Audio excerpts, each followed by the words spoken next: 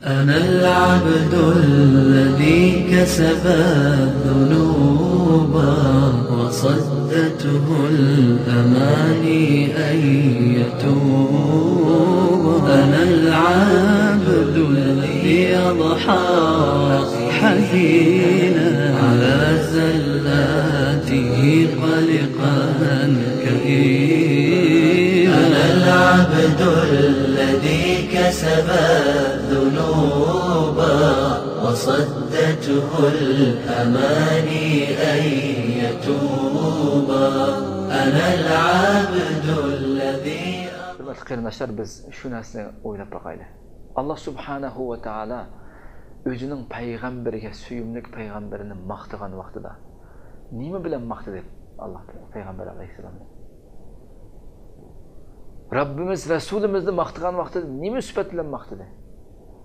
Qaysi sifatni tilga olib maqtadi? Axloq bilan maqtadi. Go'zal axloqi bilan maqtadi. Va innaka la'ala xuluqin azim. Sen haqiqatan nayt büyük axloq egisi, axloq ustidasan dedi Alloh subhanahu taolo. Qad aflaha man zakkaha, nafsini poklagan, buni pokizlagan, buni go'zal amallar bilan yuksaltgan kishini yottab dedi.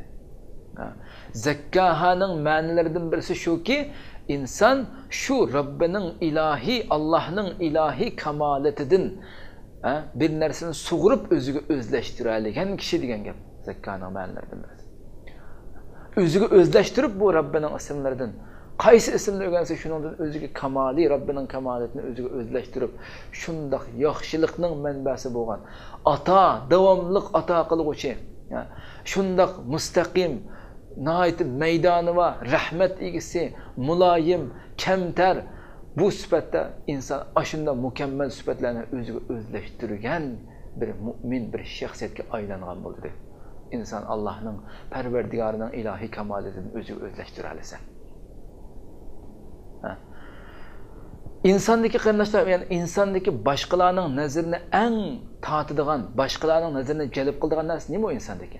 Uning mol dunyosimi, chiroy shaklimi, yuz obro'yimi jamiyatdagi? Nima u inson boshqa insonlarni, ya'ni tizdan o'ziga jalb qiladigan, diqqatini tortadigan narsa nima u insondagi?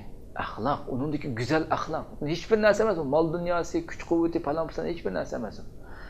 Go'zal axloq insonning diqqatini eng tez tortadigan narsa insondagi go'zal axloq qarindoshlar.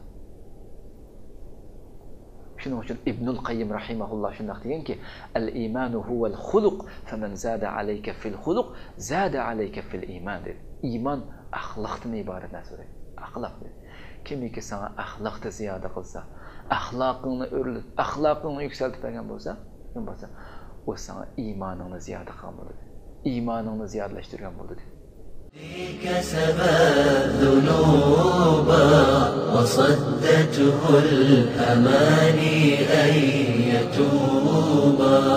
أنا العبد الذي أضحى